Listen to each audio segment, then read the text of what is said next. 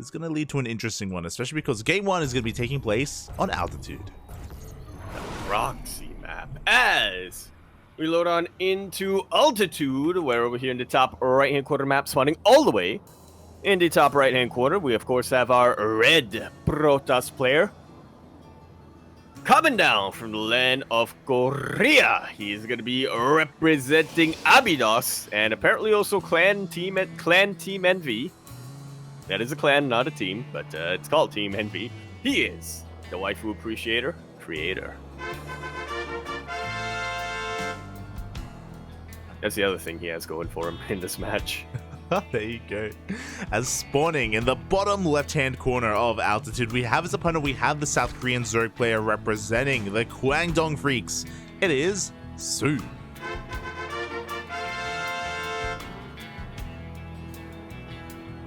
Are you still sponsored by Kwangdong?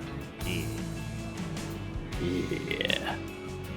I did double check because, fun fact, on Wikipedia, they removed that because they have a rule where title sponsors, they can't be on the name of the team on Wikipedia. Like, they just have that rule. Tell that to Shopify Rebellion. True.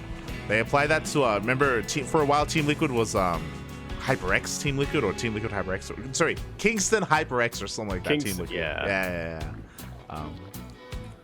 What was the other one? There was another one as well. SKT became SKT T1, just became T1. You're not wrong. That did happen. Oh god. But yeah, we'll see. Kind of. What else is there? Yep. Yeah, we'll kind of see how this all does play out as we are on the largest map in the map pool, and I wonder how Creator will kind of make use of that. I honestly can't remember the last time Creator went SkyToss, if at all. It's been, weird to see. I specifically remember a game in particular in 2021, I want to say. It was in Super Tournament where Creator went for a Phoenix build. I don't remember if it was a Phoenix or if it was a Void Ray build, but it was in his EVP, and everybody was pretty confused because this was just around the time when people were starting to accept that, hey, maybe the Void Ray isn't as good anymore in the matchup, but somehow Creator was able to use it to pretty good effect, and then after that, not once have I seen him build a Stargate. And I'm happier for it, to be honest. Let's go, Poppy. Let's go. This isn't a bad map for it. We have seen even Hero make use of SkyToss on Altitude in a really impressive way as well. I don't often enjoy watching, late game PvZ, especially if it's really slow. But I don't know if you were able to catch some of it, but Hero versus Dark on Altitude a couple of weeks ago, Hero had an amazing use of his mothership. Actually, he used his mothership to basically recall from end to end, from side to side of the map constantly. Kind of like how you just use the Nidus to like bounce between like one end to the other and just keep the aggression up. Hero was doing just that with just constant recalls. Dang. And that was with the cooldown. Yeah. That was kind of giving Dark a taste of his own medicine. True. But it was just really impressive to see, because I think typically, like most Protoss players in the late game, they just go for this big death ball and they go for these slow pushes around the map, and it's a little bit more one note. But it was really impressive to see Hero have a bit of a different take on it, and a more active take as well, despite the slow maneuverability of SkyToss. Yeah, a lot of Protoss players say slow and steady wins the race. Hero says, I'm zooming. That's just how he be, as already Creator sips into the main base and abuses this mineral line. No Spore. 5 drones go down. Yeah, that's quite a bit here. The Oracle does get beaten up, but it survives, and that is the most important thing. Creator going for the Void Ray follow-up and into more Oracles. I like it. Yeah, so the Void Ray is going to be keeping soO in the dark for all soO knows we have continued Void Ray production, or we don't have any more Oracles at all. So yeah, it's going to be a little bit unawares as to the follow-up. Meanwhile, this Void Ray is even finding more damage, getting a second Overlord. That is, definitely going to eat into the larva of soO quite a bit. Having to remake them all the time. Exactly. The Overlords do all turn back around. They're trying to get the hell out of there. soO's going to be going into his lair at a reasonable time. Going to be saturating his 3 bases. Going to just be relying on queens and lings to defend for the time being. Meanwhile, Creator is going for his own transition. But he is lacking that Twilight Council. He's actually avoiding it for now. Yeah, which is interesting. He's prioritizing the Robo facility, which leads me to think that he is going to be playing it a little bit safe here with a Robo Bay. Depending on what he scouts, it could be Disruptors or it could be Colossus. But I don't think we're going to be seeing Creator be too active with Gateway units for quite some time. Well, I say that, but he could also just get a Warp Prism and go for vanilla Stalkers maybe. Yeah, I think Creator is just taking advantage of how large this map is, and he's trying to like cut corners and be greedy, as you were saying.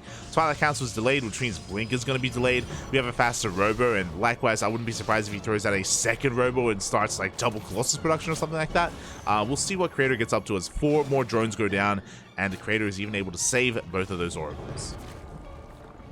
Yeah, once again, flirting right on the edge of danger. Immortals are going to be coming out, as well as Archons, and this is starting to make a lot more sense. Like you were saying, Light, he's taking advantage of the map. He knows how much longer it would take for soO to go across the map and really punish him, so he is playing this out greedy and getting all of his tech at once. That's a Templar Archives for Archons, Charge being researched on the Twilight Council, and Immortals coming out for a bit of a Neo Soul Train. That's what I've been calling it lately. Yeah, exactly. And again, Creator, he's been working off of 2 gates for the entire game. Now we have those additional 4 gateways finally coming into play, but he's just been working with the most minimal amount of units to defend. Basically just a handful of gateway units, the Oracles, the Void Rays, all for map control, and we have a 4th base on the way as well. So again, Creator just getting away with murder, and he has been able to get away with it because now finally he has a decent amount of production to go for reactive defensive warpins. Yeah, world is pretty much his oyster right now. The map is pretty much his to do whatever he wishes. soO, on the other hand, has also decided to take advantage of the relative passiveness of Creator, and he is getting an 8-minute hive. It was one thing seeing soO go for a hive in the last game and actually make use of that hive. It's another thing to see him rush into the late game altogether. Yeah, I think this is really smart. I believe this hive started around the 7-minute mark, so a very early hive here. A Lunker Den is thrown down. It looks like soO's saying, hey, look, you know, you can have your half of the map, I'll have my half. I'm going to rush into Lunkers as you rush into your own ground toss army. So, yeah, both players are kind of left to their own devices in a way. soO did make a massive surge of roaches here, so this does kind of set him back. That's why soO hasn't been able to hit the 80 worker count yet, but at least the roaches will be made of use in some way because Creator is actually moving out. Yeah, he is moving out, and he is looking to put some punishment on the Zerg. +1 already finished up, and +2 is on the way. A couple of Disruptors are making their way across the map. He's actually pumping out 2 of them at a time because, you know, his economy has been untouched. He can afford to. Yeah, it's basically been no rush 9 minutes so far. Outside of course, the Oracle harass, and that's kind of why I give Creator a little bit of the edge. He even is sipping in with a couple of Adepts, and despite all these roaches, these Adepts are doing some damage, and this is great because Adepts don't scale well into the late game, and those Adepts have been alive since the early game, since the start of the game. Yeah, gotta get rid of them somehow. Meanwhile, soO is going for the Lunkers, which, yep. I like that too. Yep, the Lunkers have shaking my head, Bobby, shaking. Lunkers have arrived, and we don't have too many of them. To be fair, we do see Creator. He's trying to bypass them. He's trying to outposition and rotate around. We do have a Revelation on them, so he's going to be able to keep tabs, as at the same time that Roach army we saw earlier is going for a massive counterattack. Yeah, or at least they're trying to, as a couple of Disruptors will zone them away for now. The rest of the army turns back here for Creator. 1 Disruptor will go down, which is a pretty good pickoff, but he has to be careful not to lose too many of his units. The Disruptor goes down, but as it goes down, so do all of those roaches. That was, oh boy. everything died. Everything died. Massive explosion. He died inside. Still, I think a better trade for soO. Like, he wanted to throw away these roaches, and he got 2 disruptors, which isn't too bad, to be honest. Could have been a lot worse there if he had lost them without getting anything. And meanwhile, soO is replacing all of that with Ling, Hydra, Lurker, and a Nidus is on the way as well to try and get behind enemy lines, to try and keep Creator at home. Yeah, that's a really good way of sort of bypassing the launches of this map when you know that's going to take a long time to march roaches and especially lurkers across the map. Might as well take the subway. May as well, and I'm a little bit surprised as well that the response from Creator upon seeing all those lurkers, a typical Protoss player would throw down Stargates, additional Stargates, throw down a Fleet Beacon and go into Skytoss. Even Hero would do that. We've seen Skytoss from him. But no, Creator instead throws down a 3rd robo. He's gonna fight cloaked units with cloaked units. Yeah, he throws out a Dark Shrine, a 3rd robo for triple Immortal production. Before that happens, the 1 Immortal is gonna be going down. Yeah, these are some very good pickups here for soO.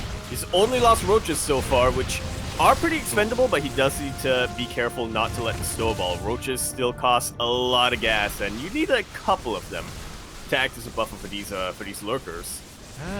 And this is scary because Creator's army is across the map. He's refusing to turn around, and this is getting a little bit out of hand. The lurkers are laying siege upon the 4th base. The Archon is going to be going down. The Oracles are doing what they can, and it looks like, oh, they may just barely hold. That they will. Ken's going to be providing a little bit of detection here, as will the Observer. But a Nidus has just opened up in the main base of Creator, forcing a full-on recall. Oh yeah, we get the recall into the main base. Nidus will go down. The lurkers are being cleaned up on the front lines as well. At the same time, we do have a Prism slipping into the main base of soO, but no, soO is in position. He doesn't sustain too many losses here. And after all said and done, soO wasn't able to break through. He did get some Immortal kills, but he also threw away the majority of his lurkers. Yeah, we traded high-tech units for high-tech units here, so it's pretty hard to determine who got the better end of that trade here. soO still wants to keep pushing here. He still wants to be able to break this position. As he goes for a little bit of multi-prong, it distracts the main army of Creator quite a bit. And now there's a lot of potential here for the Zerg army. I mean, we're ending up in a bit of a base trade because Creator, he just recalled into the main. He cannot recall once again to defend back at home, and his army is completely out of position. Yeah, a couple of units from that main base are starting to come around, but soO's just being as annoying as possible here. He knows, Creator knows anyway, that even with detection, it's going to cost him a lot to try to break into that line of lurkers. Yeah, and so in the end, he just gives up his 5th base and takes another one across the map. Yeah, he does rebuild the base at least, and he does keep his worker count alive. Meanwhile, Creator, he's still trying to make some headway here with this army on the left-hand side. He hasn't really been able to do too much with it. Here's something I only now realize. soO is just now getting his 5th base. Yeah, he's been staying on a really low base count and a low drone count as well. Like he even has less workers than Creator right now. Meanwhile, would you have a solid feedback on that Viper? Ooh. Yeah, but unfortunately there was only one. The other High Templar not quite in range. Finally, it does land another feedback on top of Viper. But at that point, a couple of very high-tech units were already yoinked. Lings are trying to chase down this army as the lurkers try to go for a bit of a flank. Creator a little bit indecisive of whether to retreat or to stand put. And that will give soO more than enough time to siege on top of this Immortal army. This is a devastating loss for Creator. Yeah, this is a very expensive army. The Immortals, the Disruptors go down. The Warpin was a little bit too late. We do have some Blink DTs, but again, the damage was done. Creator, this entire time, was setting up for a counterattack. He was setting up for a flank, and it just doesn't pay off. But now, okay, it's not going to pay off when all these lurkers are here already, and we do have detection. Couple of moments there where soO messed up on the target firing a little bit, allowed the Warp Prism to get a couple more units in. But now that's dealt with, soO should be in a very comfortable position. Yeah, he should be. Still doesn't have the best economy, but he's going to get us around here. Will force to even storm his own army. That actually contributed quite a lot. Those High Templar went down much faster than they normally would. Oh, exactly. Once again, Creator, he loses another very expensive army, and he went for a bit of a gamble going into committing to ground toss against lurkers, and it's just not really paying off for him. that it really isn't. Like we said, Creator isn't typically one to go for Sky Toss and whatnot, but yeah, sometimes you gotta do what you gotta do. It is a skill to be able to switch up your styles based on what the game calls for. Oh yeah, it is, and to be fair, I'm sure Creator feels confident with this style, and hey, he's going to be able to pick up a couple of Hydras. Like, these are expensive losses for soO, and we can see that soO still hasn't remaxed, by the way. He's been really struggling to rebuild his army. Yeah, well, I mean, look at his gas count right now. He hasn't taken the Vespene geysers over by his 5th base location, and his gas mining isn't looking too great. Doesn't have that much of a bank either. It really doesn't. Meanwhile, we have that counterattack, and there are no lurkers back at home to defend. soO will be losing his 4th base, and that's dangerous because, again, soO, his base count isn't really looking too great. Yeah, especially considering the fact that he is a Zerg player up against a Protoss player. Creator is about to be on 2, 4, 6, 7 bases right now, as soO is knocked down to 3.5. Yeah, exactly. So even though Creator has been arguably trading more inefficiently, like Creator has been losing a lot of high-tech units, but he has the economy. He's double expanding as we speak. He's got his 5th base up and running. soO, not so much. soO is burning through his bank. He definitely is. He was playing a little bit thrifty, shall we say, with his gas earlier on, but now he is forced to spend it. Now he is forced to get as many Hydras as possible. Which is 11 of them. Yeah, not a whole lot. 11 Hydras are on the way. soO's still struggling to remax. He does have a very efficient army, though. He's got Lurker, Hydra, Viper, which can trade quite well, but alas, he doesn't have the numbers. He doesn't have a large enough army, and he does lose another hatchery. He's knocked down to 3 bases. Yeah, this is a very efficient army coming from soO, if Creator engages into it, which he doesn't have to. There's nothing really pressuring him to try to go into soO at any point. He knows that he's won the war of attrition, and as of right now, all he really needs to do is deny soO from remaking a 5th. Yeah, and this is the big advantage of altitude. We see these counterattacks, these run-bys from Creator and soO. It takes so long to react, it takes so long to respond. We do see he's trying to dive on top of this army, and these Immortals are looking very exposed. Yeah, these Hydras are going to be able to make short work of him. No High Templar here to defend against the Vipers, although I guess the Vipers aren't the most impactful unit in this situation. They're still very nice to have. They still provide a lot of utility. Yeah, as every single Immortal does go down, soO is just pushing everything forward here. He is pretty all in, though, because across the map, Zealot run-bys and Zealot counterattacks are killing everything else. Yeah, this is full base trait mode, and this is why Zerg needs recall. I mean, there's the Nidus. He could have set up a Nidus, but alas, the Nidus will be going down. soO turns around as well, races back home, but by the time he gets home, it's too late. Everything else is on fire. Yeah, soO's pretty much on his last legs here. The Vipers even get stormed. They're about to get sniped by the Stalkers as well. soO's gonna be coming home to a wasteland. He's gonna try to defend his bases, but there's really nothing to defend at this point. Yeah, exactly. soO is knocked down to 2 bases, 2 barely, really 1, half a base. Trying to push up a ramp into all these Immortals as well. Again, Creator's composition was very unorthodox. He committed to ground toss against Lurkers, but he never really allowed the Lurker count to get out of control. Like, we never saw more than 8 Lurkers, to be honest. Like, they just kept being reset time and time again. GG gets called, and Creator takes game number 1. In his own special style. Not the hyper defensive, not the hyper death ball style that we normally see from Protoss on altitude, but not quite the zoom in very fast recall everywhere across the map style of hero. This is just full on ground toss with Immortals, Archons, Chargelets, and Disruptors. It's like a Soul Train if you replace...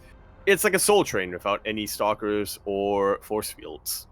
Sentries is the unit I'm thinking of, but let's be real. They're there for Force Fields. Yeah, it was a really interesting playstyle there. Like we saw like these small groups of Immortal, Archon, Disruptor, very like high quality groups, like very expensive groups, I should say.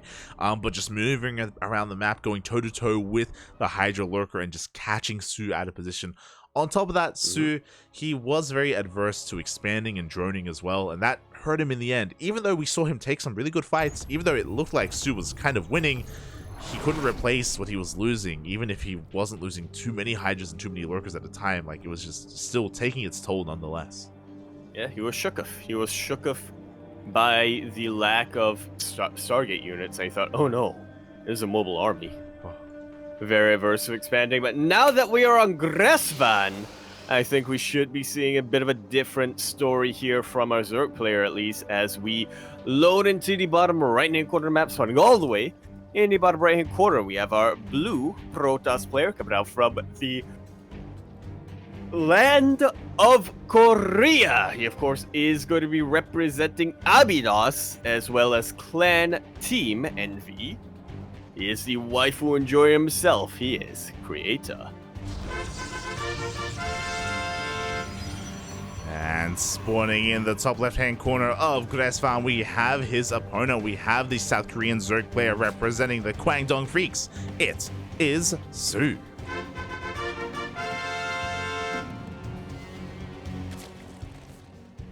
Side note, but I'm now realizing that, at least on this channel, Creator's main affiliation is not, you know, to his style or to his results and whatnot. It is to his waifus. Oh yeah. What is Creator known for? He is known for his anime waifus and his love for Japan. You know, no shame here for being an otaku. It's fine. It's okay, Pop. It's okay. Oh. Well, only self-shame, yeah. If you're ashamed, you're ashamed, and some would say you should be. But if you're not, then we're not going to shame you. Shaking my head. Oh god. But yeah, we do love Creator here. He was even actually streaming, I think 2 nights ago. 2 nights ago he was streaming on Twitch, which was really cool to see. Streaming in English, if I'm not mistaken.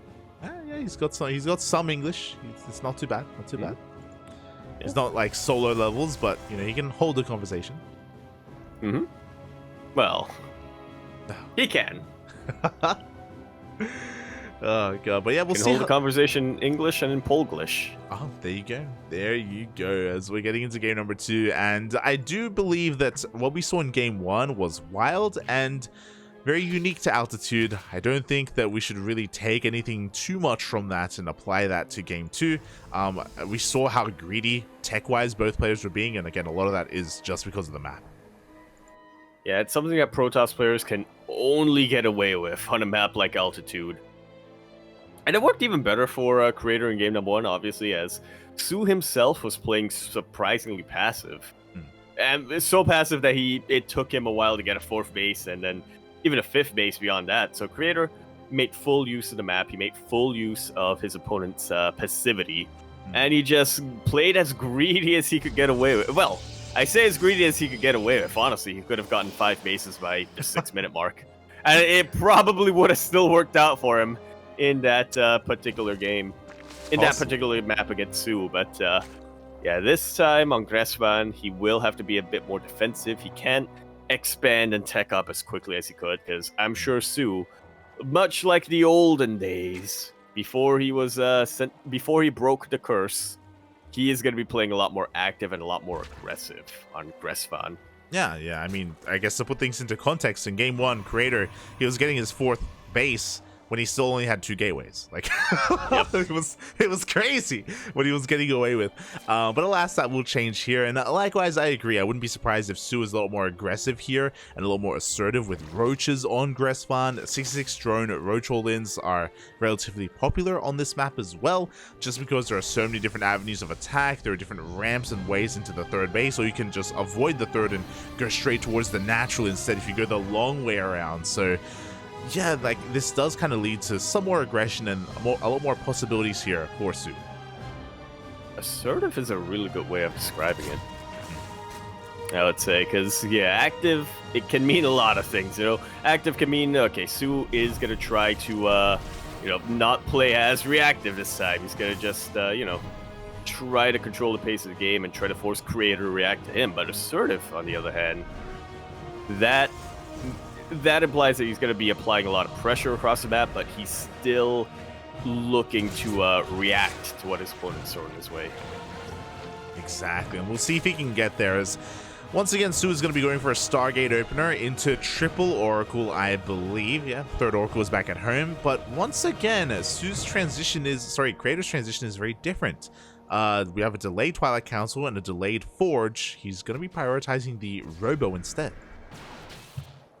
Interesting choice. I believe this was kind of similar to game number 1, where Creator did delay his Twilight Council to get a Robo facility, but game number 1, he also got a pretty quick Forge. Yep.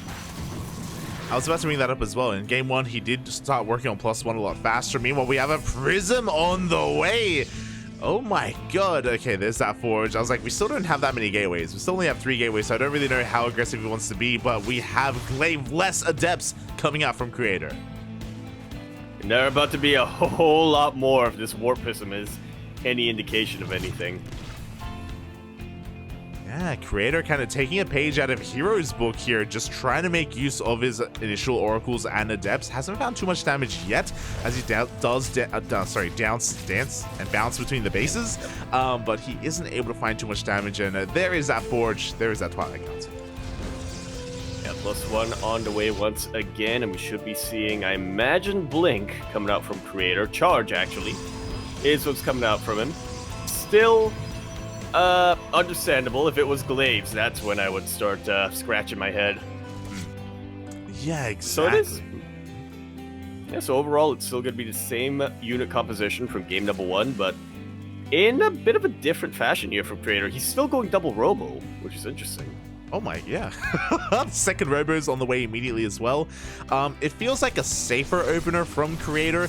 He's being a little bit aggressive here with this Prism, but he's starting Immortal production very early on, so any kind of big Roach push, Creator will be safe against, and I think soO is kind of playing into his hands. We'll see as... Okay, there we go. soO is going to be continuing to drone. Yeah, whew. He tried to go for any early game timings, and I do think it would have just fallen on its face. soO, sorry, is looking to be assertive, like you mentioned. He is looking to apply some pressure onto Creator, but he's not all in on anything. He's not really looking to apply any major damage to cancel base or anything like that. He just wants to secure the map control, so he himself is free to drone and get more bases. Yeah, but because of that, it also feels like, once again, Creator is getting away with a lot. Like, look at this. He's got double Immortal production as we speak. We have a Robotics Bay that's, at least I thought I saw... Am I crazy? Okay, never mind. No Robotics Bay, just double Robo production for double Immortal. We have Storm on the way as well. It does feel like Creator has been able to get away with quite a bit with by cutting corners, as he's been avoiding Warp-ins for the most part. Yeah, this is once again, another very greedy style coming up from Creator. Not quite as greedy as game number 1, because obviously he can't get away with that same level of teching up and expansion on a small map like Resven, but like you said, he's still cutting a lot of corners. He missed out a couple of Warp-ins so that he can afford Storm more Immortals. He skipped out on the Robo Bay, which is actually terrifying. A common... conventional wisdom would tell you want to prioritize that Robo base so you can get disruptors and defend against roaches as quickly as possible, but Creator probably knows something that we don't. He has been able to get away with this style many times and against many opponents, different Zerg opponents. And I think this series so far is a prime example of what we mean when we say that the Creator doesn't play at all like Hero and avoids it whenever he can, because like this is very unique.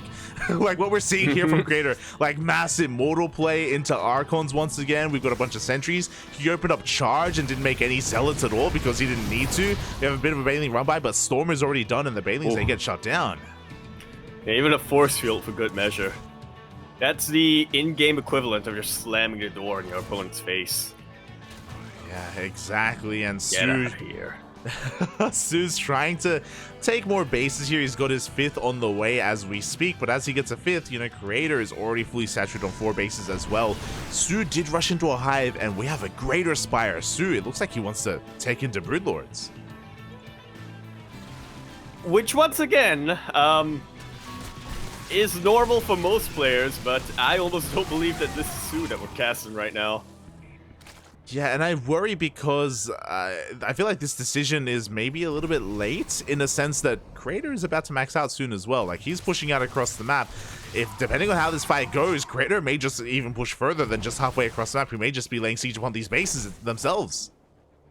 Yeah, soO himself is now maxed out, but it is a very squishy army that he's got. Like you said, there's a very high potential of Creator to just win the engagement without taking any damage on his army, barely taking any damage on his army, and then just following up that momentum to take out every single base of Creator. Oh, the storms are insane right now. The entire Lingbane army crumbles. soO plummets in supply. He still has some roaches and ravagers left over, but we also still have another storm. Yeah, few unfortunately is not going to cut it here for soO as the storm pretty much evaporates the Baneling and the Link count. Most of the roaches have been dealt with. We have a handful of ravagers trying to get anything done. I like this from Creator. He's being very patient with his zealots. He's waiting for all of the Banelings to be. He's waiting for all the Banelings to be wiped out before sending them in. The Immortals somehow still live. Mate, living up to the name. GG is called, and Creator has absolutely turned the tables here on soO, taking the series 2-0.